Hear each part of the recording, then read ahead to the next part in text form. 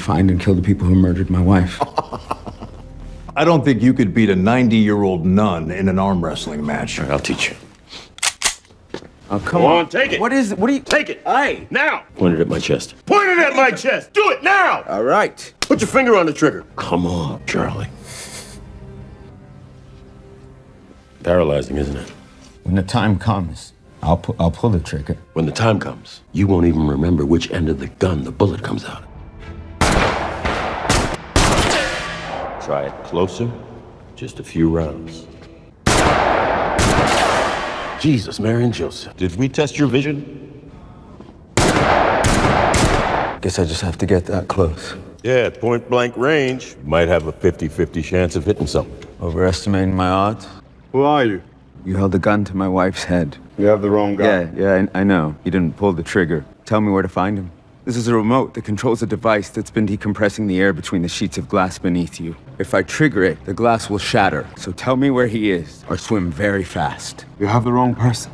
No, I have exactly the right person.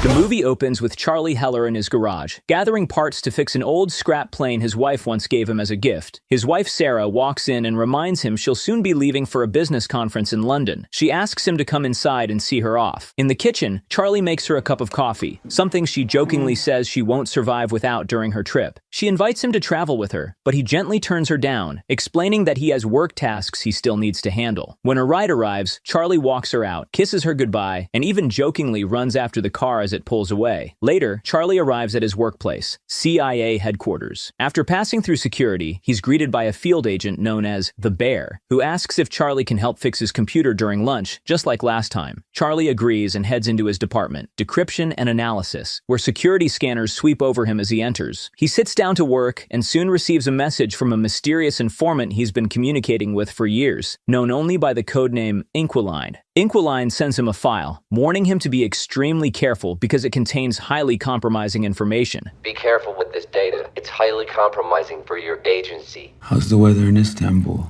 Nice try. Just a matter of time. You think? It's been 5 years, Charlie, and you're still guessing. I'll get there. I like puzzles. Not as much as I like anonymity. If I had to guess, you're a 50-year-old Russian man living in Istanbul with an affinity for Reddit boards and Turkish coffee. Charlie attempts to open the file, but keeps running into error codes. During lunch, Charlie and his co-workers spot the Bear entering the cafeteria. The others tease Charlie about being best friends with the intimidating agent. How do you know him? Charlie brushes it off, saying they're just acquaintances, and that he only saved the Bear's life once. Back at his desk, Charlie tries again to crack the file. Sarah calls to let him know she arrived safely in London, and he admits he already knows because he's been tracking her flight. He promises to call her back once he finishes what he's working on. Still unable to access the file, Charlie takes his computer into a restricted room reserved for senior staff so he can use the supercomputer. After some effort, he finally breaks through, and what he finds horrifies him. The file contains top-secret evidence of drone strikes disguised as suicide bombings, covered up by news reports. The footage shows that at least 150 people were killed, including French Special Forces and Danish Marines.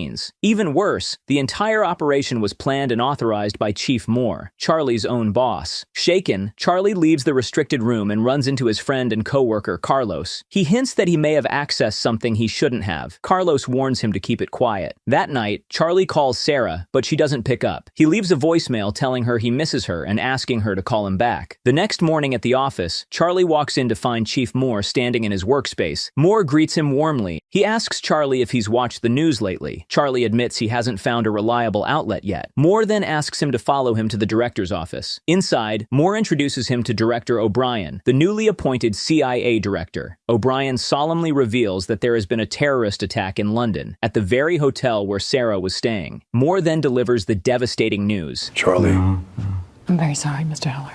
What? your wife has been killed. No, she's at a conference. We should call her. Charlie, I'm Can very we sorry call to her? give you this. I have to call her. But Moore turns on the TV, showing live coverage of the incident. The reporter explains that 4 terrorists stormed the hotel, took 3 hostages, and killed 2 people, including an American woman. Charlie still clings to denial until Moore pulls up the hotel's security footage. The video confirms the unthinkable. Sarah was among the victims. Later that day, Carlos drives Charlie home. When they arrive, reporters crowd his neighborhood, trying to get a statement from him. Alone in the quiet house, Charlie is devastated, unable to process the loss. The next morning, Charlie confronts Chief Moore and Supervisor Caleb. He demands to know why there's no progress on the case, pointing out that London has nearly 1 million CCTV cameras. There's no way the terrorists vanished without a trace, especially since they drove into traffic. Caleb assures him the responsible parties will be held accountable, and Moore echoes this, urging Charlie to go home and rest. The following day, Charlie goes to the airport to receive Sarah's body and her belongings. Back home, he opens her luggage and finds a small gift bag she'd brought for him. Inside is a puzzle and a heartfelt message. The gesture breaks him, and he collapses in tears.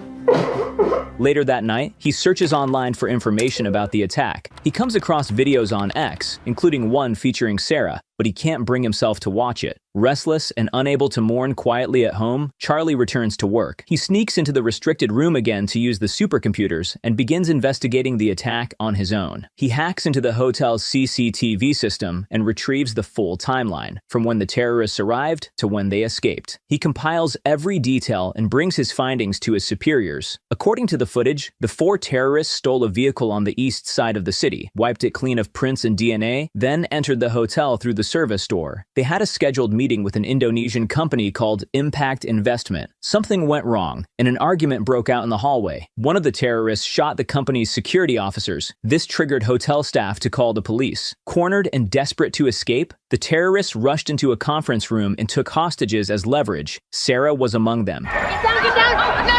Run! They only took Sarah because she tried to save someone else. Charlie runs voice and facial analysis on the footage and identifies the 4 attackers. Mishka, based in Moscow, Lawrence Elish, a former South African Special Forces operative, Gretchen, a former Armenian intelligence officer, and finally, Sarah's killer and the mercenary leader. Sarah's killer is harder to track. He seems to sense the cameras, says nothing. But I processed all the CCTV, cell phones, dash cams, body cams, and the audio to give us a 360, and that provides us with an ID. This is Horst Schiller. Loose affiliations with dozens of mercs and defense groups. I'm still filling that in. Charlie also reveals that he's tracked Gretchen's location. She's in Paris and visits the same cafe every day to buy bread. When Moore and Caleb show no surprise, Charlie realizes they already know all of this. You already know about Gretchen Frank? They assure him they'll compare his findings with their own and work on it, then send him to the agency therapist. At the therapist's office, Charlie opens up about his guilt and grief. He blames himself for not traveling with Sarah when she asked. He also confesses that he gave the agency the names of the killers, and they did absolutely nothing. That negligence fills him with anger. The next day, Charlie hides a chip inside his ID badge and slips into his department without triggering the scanners. In his office, he quietly copies the classified files he received from Inquiline onto the chip, then uses a skimmer on the printer to make additional digital backups. Inquiline tries to contact him, but Charlie ignores the message, shuts his laptop, and leaves the building. That evening, he stops by a bar. The owner asks him to watch the counter for a moment. I gotta close up the back.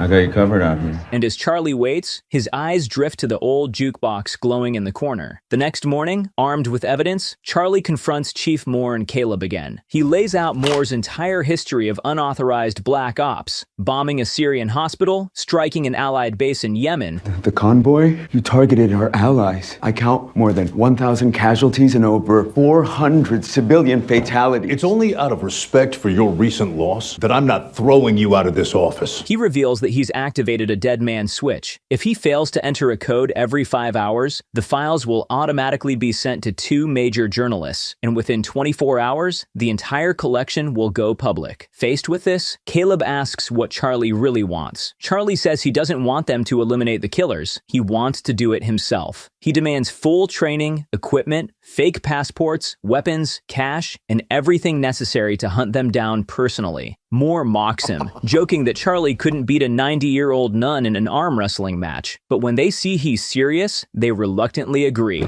After the confrontation, Charlie reaches his car and immediately vomits from the overwhelming stress. Back in Moore's office, Moore assumes Charlie is bluffing, but Caleb warns him not to risk it. They decide to comply for now. But once they locate the dead man's switch, or confirm he's lying, they'll get rid of him and claim it was a training accident. Moore then suggests bringing in one of their men, Henderson, to train Charlie. Charlie arrives at the CIA's training facility, where he meets Henderson. The hell you doing? I'm not an Uber driver. Sorry. On their way, he introduces himself as Colonel Henderson and tells Charlie he is to follow every instruction without question if he wants even a chance of surviving his mission. And there is a slight chance you may come out of this alive. Only a slight chance. I'm overestimating your odds to boost your confidence, son. Meanwhile, back at the agency, Caleb and a group of analysts scramble to figure out how Charlie managed to smuggle highly classified files out of the building. They review CCTV footage but see nothing in Charlie's hands. My bet is he's bluffing. Man has an IQ of 170.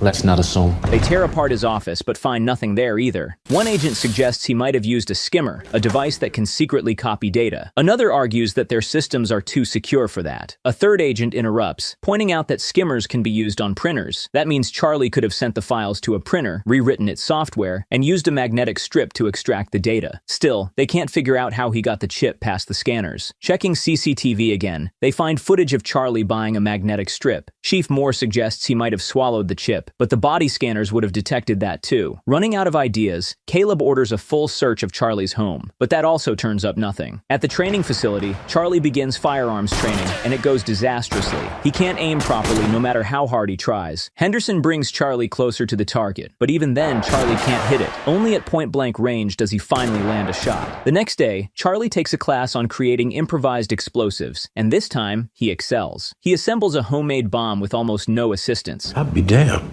Looks like we finally found something you do well, Heller. Later, Henderson drills him relentlessly on his fake identity under extreme duress, then prepares multiple fake passports for him. Back at headquarters, Caleb and an agent notice on CCTV that Charlie visited a particular bar twice, one of those visits being the day he copied the files. The agent says they already searched the bar and found nothing. Caleb orders a second search. This time, an agent finds a CD hidden inside the jukebox. They try to decrypt Charlie's code, but the girl says it might take a while. Henderson visits Charlie's room and finds him staring at photos of his wife's killers. Henderson asks how Charlie expects to take down trained mercenaries while also evading CIA pursuit. Charlie admits that's exactly what he hopes Henderson will teach him. Henderson chambers around, hands Charlie the gun, and tells him to point it at his chest and pull the trigger. Charlie trembles and can't do it. Henderson snatches the gun back and tells him bluntly, he's not a killer, and no amount of training will turn him into one. You have to either be very confident or very stupid, which is its own kind of confidence. Truth is, you don't have that kind of confidence, and you are not stupid, not in the slightest. You're just not a killer, Charlie. Later that night, Charlie listens in through a hidden bug he planted in Moore's office. He hears Caleb and the tech team working to decrypt the CD. What if she can't break Heller's encryption? She will. Hours later, they crack it and discover Charlie has been bluffing about the dead man's switch. What's a bluff? He was playing us. And he did pretty well, too. With the truth exposed, Moore and Caleb decide it's time to eliminate him. Moore calls Henderson and gives the kill order. Henderson storms into Charlie's room with his gun raised, only to find the bed empty. He reports to Moore that Charlie has already escaped using a janitor's card and has taken a bag full of passports with him. He's got a bag full of passports. Caleb realizes Charlie has played them the entire time. Moore then remembers the physical Black Ops file Charlie slammed onto the desk during their confrontation. He flips it open and finds a tiny device attached,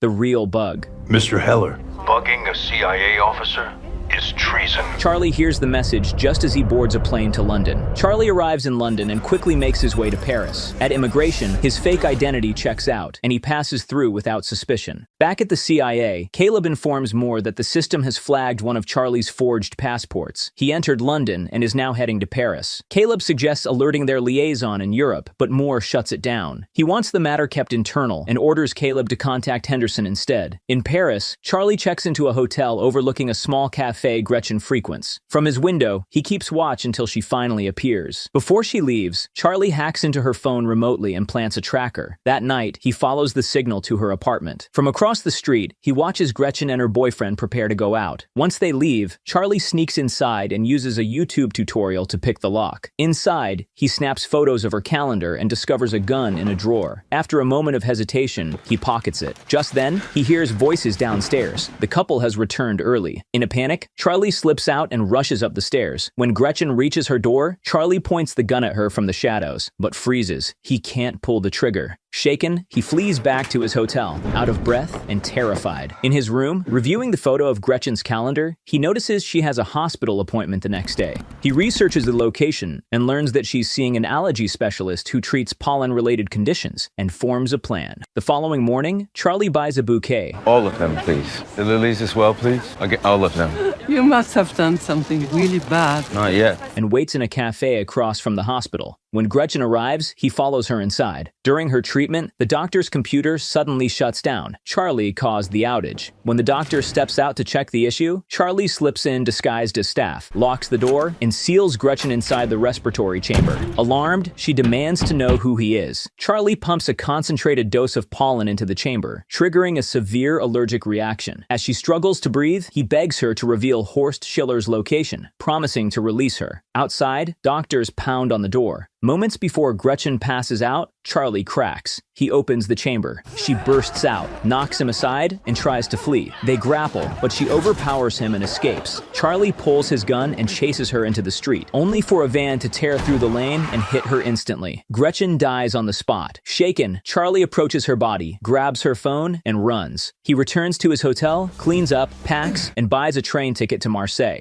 Meanwhile, at the CIA, Director O'Brien confronts Moore about Gretchen's death, especially since the French ambassador is demanding answers. French ambassador is asking. Wasn't us. Later that night, Charlie stumbles into a nightclub in Marseille. Drunk and guilt-ridden, he downs multiple shots until he suddenly spots Henderson pushing through the crowd toward him. Charlie bolts through the back exit, sprinting down the streets with Henderson in pursuit. He ducks into a small bar, but Henderson follows. Charlie rushes into the bathroom and locks the door, but there's nowhere to escape. After a few moments, he steps back out, ready to confront him. Charlie asks how Henderson tracked him down. Henderson reveals he took Gretchen's phone, and its location data led him straight there. He admits he didn't expect Charlie to survive this long, but his orders are clear. He has to kill him. Charlie replies that Henderson underestimated the one thing he's truly good at. He shows him a countdown timer. It hits 0, and a bomb explodes inside the bathroom. In the confusion, Charlie slips away into the night. Exhausted, he sleeps outdoors. The next morning, he texts Inquiline and begs for help. They send coded instructions. Following them, Charlie boards a cargo plane and lands in Istanbul, Turkey. There, they direct him to a small cafe where someone will hand him a book. Inside, he sends them a message, and at that moment, a middle-aged man's phone buzzes. Thinking the man is Inquiline, Charlie approaches, but a woman intercepts him. She hands him a book and quietly tells him he has the wrong person. She instructs him to check his phone and meet her outside. To his surprise, Inquiline is a woman, not the older man he imagined. Charlie tries to explain why he needs her help, but she already knows. It's unsafe to talk there, so she tells him to meet her at a garage in 30 minutes. When he arrives, he gets into her car and she drives off. On the way, she explains her story. Her late husband, once a KGB officer who later became a CIA asset, was the original Inquiline. According to official reports, he fell from a window 6 years ago, but that's the standard cover story for ex-KGB deaths. Before his death, he taught her everything: encryption, infiltration, survival. She still keeps loose contact with Charlie's CIA division, just in case she ever needs a favor. They arrive at her secluded home on the outskirts of the city, guarded only by roaming guinea fowls. It's better than any alarm system. Inside, they begin analyzing photos of Schiller's group. Charlie identifies Schiller as the mastermind who recruits mercenaries for anyone willing to pay, including Moore's Black Ops. Lawrence Ellish, a former South African Special Forces soldier, handles weapons trafficking. But he's beyond paranoid, so we have to find a way to pull him out of the dark. Inquiline volunteers to lure him by posing as a seller of cheap arms. Okay, perhaps I can start a conversation. Suggest I have a contract for him. See if he will engage. Then there's Mishka, the weak link. He travels constantly and poses posts everything online. By analyzing a recent photo, they pinpoint his location. They also study the reflection of his girlfriend in a window in the picture and uncover her identity. They trace her flight history and confirm Mishka is in Madrid. Back at the CIA, Caleb tells his team to monitor the 3 remaining operatives on Charlie's hit list. He's certain Charlie will go after them next. That afternoon, O'Brien meets Moore for lunch. She tells him bluntly that he was the first person her predecessor warned her about. She suspects he's been running secret black ops without transparency, and she makes it clear she won't tolerate being kept in the dark. Moore puts on his usual calm, reassuring face and promises her full cooperation, just as he did with those before her. Your predecessor sat me down at this very same table no more than a week into his term and gave me pretty much this exact same speech. Oh, wait.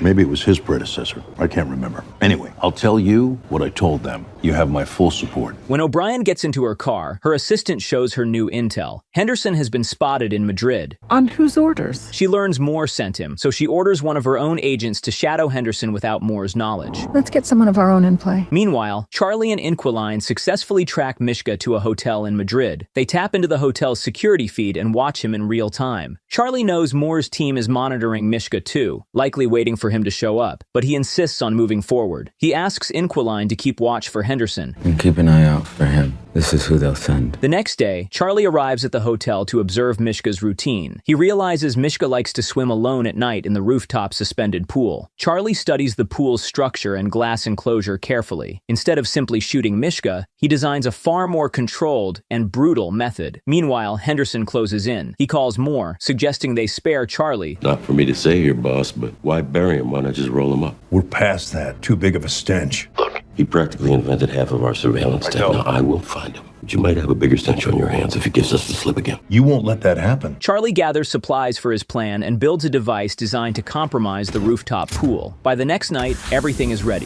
He trails Mishka through the hotel, unaware that Henderson is already close behind. In the lobby, Charlie notices a man tailing him and quietly asks Inquiline, through a hidden earpiece, to run facial recognition. Before she can even start, she spots Henderson on the security feeds heading straight toward him. The other man is CIA as well, the one O'Brien sent to shadow Henderson. Let's get someone of our own in play. Inquiline urges him to abort, but Charlie refuses. The show must go on. Charlie reaches the rooftop and confronts Mishka in the pool. He demands to know where Schiller is, revealing that he's the husband of the woman Mishka helped murder. Then he shows Mishka a small remote. Charlie explains that he's slowly been decompressing the air between the layers of the glass enclosure, and that one press will shatter the entire structure. Mishka panics and tries to climb out of the water, but Charlie hits the button. The glass cracks, then explodes outward. Mishka plummets from the rooftop to his death. Inquiline urgently tells Charlie to escape. Henderson is closing in. She directs him toward the basement, but Henderson intercepts him just in time. Before Henderson can grab him, the second CIA agent tackles him, and the two erupt into a vicious fight. Henderson swings a baton while the agent slashes with a knife. Charlie watches from the doorway as Henderson slams the agent's head into a washing machine. The agent pulls a hidden gun from his sock and shoots Henderson in the stomach. Henderson wrestles the gun away and fires a round into the agent's head, killing him. Charlie hesitates,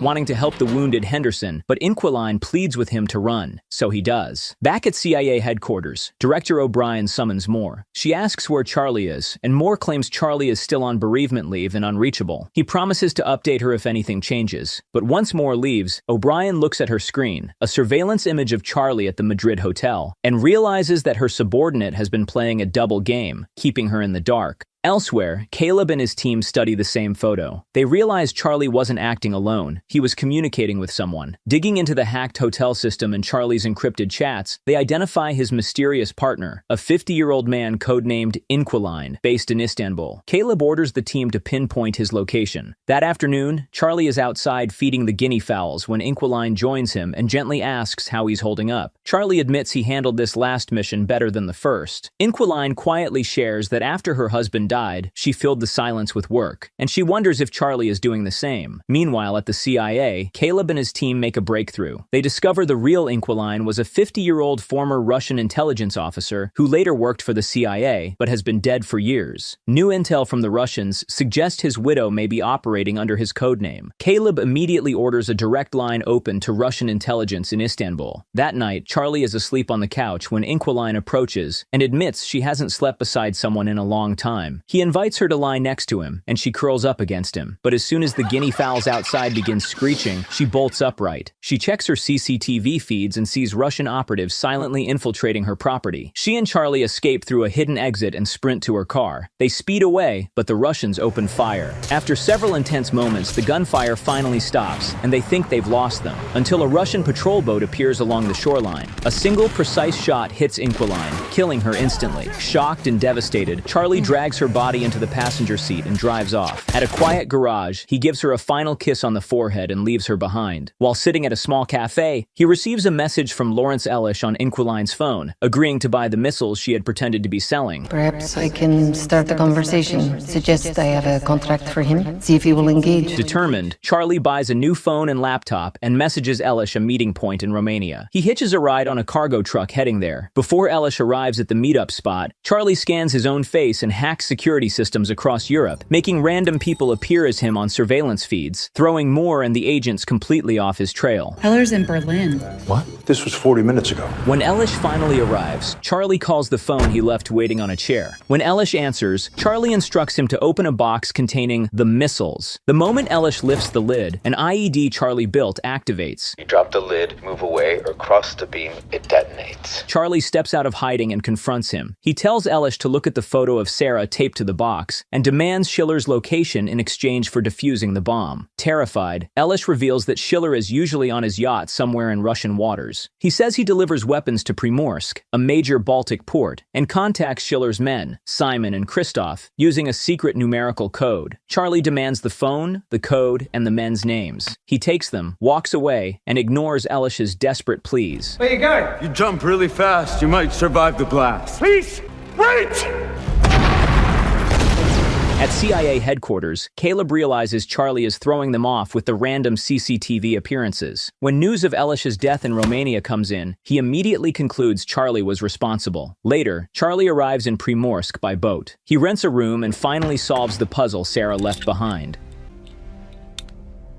The next morning at the seaport, he spots a suspicious pickup truck. 3 men exit. Charlie sends the secret code to one of Ellish's numbers, and one of the men instantly checks his phone. They're Schiller's crew. Charlie tails them and sees them loading bags onto a small boat. He snaps a photo of the vessel, then ducks into a nearby cafe, only to run into the bear. Confused, Charlie asks if he's there to kill him, but the bear calmly says no. He admits Charlie has surprised him. You think they're gonna let you leave Russia? I mean, how does that even work? How do you leave here? The only way you leave here is in a box. But if you walk out of here right now, with me, I can help you. The bear insists no one sent him. He came on his own to save Charlie. What are you looking for?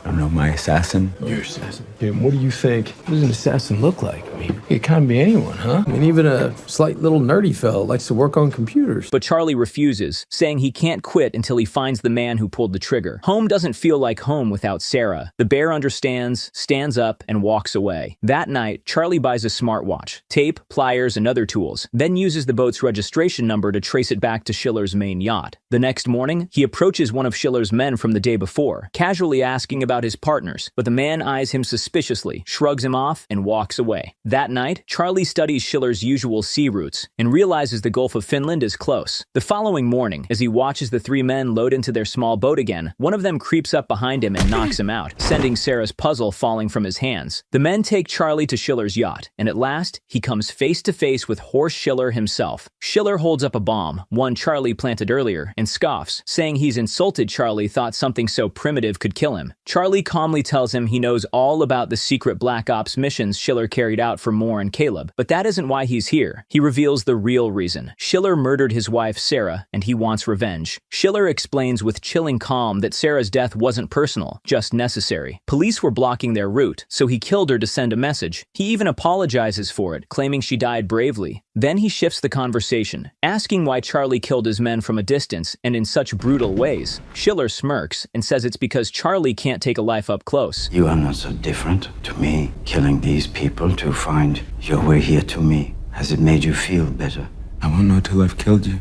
It was an instant. Your wife? No, it wasn't. That you tortured my colleagues, dropped her men 16 stories, suffocated a woman in a locked chamber. Your elaborate murders from a distance.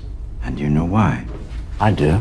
Because it's hard to take a life up close. To prove it, he hands Charlie his loaded gun. Charlie grips the gun and raises it toward Schiller. Schiller actually believes he might do it, but Charlie lowers the weapon. He tells Schiller that killing him quickly would be too easy. He wants Schiller to feel the same powerless fear Sarah felt. Suddenly, the yacht lurches violently. Schiller demands to know what's happening. Charlie reveals that he has taken control of the yacht's navigation system, rerouting it straight into Finnish territorial waters and transmitting their coordinates to authorities. My watch, so I'm the transmitter. And you invited me in. I just needed you to talk as long as it took to get us here. Schiller calls his bluff, insisting the yacht system is CIA designed and unhackable, but Charlie just smiles. He is the one who built the encryption for the CIA. Moments later, Finnish Navy vessels and Interpol teams surround the vessel. Officers board, disarm the crew, and arrest everyone. Charlie Heller. Except Charlie, the anonymous whistleblower who tipped them off. The next day, Director O'Brien addresses a massive press conference. News has broken about the illegal drone strikes disguised as suicide bombings and years of unauthorized Black Ops missions. High-ranking officials, including Moore and Caleb, have been arrested. O'Brien vows full transparency going forward. When reporters ask about the whistleblower, she confirms they're safe and still with the agency. Later, Charlie visits Sarah's grave and gently places flowers there. After his shift that evening, he's surprised to find Henderson sitting in his car. Who's the Uber driver now? Henderson tells him he's proud of him, that Charlie took action when no one else would. Everything you taught me. No. What you've done, what you've become, can't teach that. He promises they'll see each other again, then quietly walks away. In the final scene, Charlie enters his garage. His Cessna plane, the one Sarah gifted him, has finally been repaired. He climbs inside, starts the engine, and takes the aircraft into the sky, flying freely at last.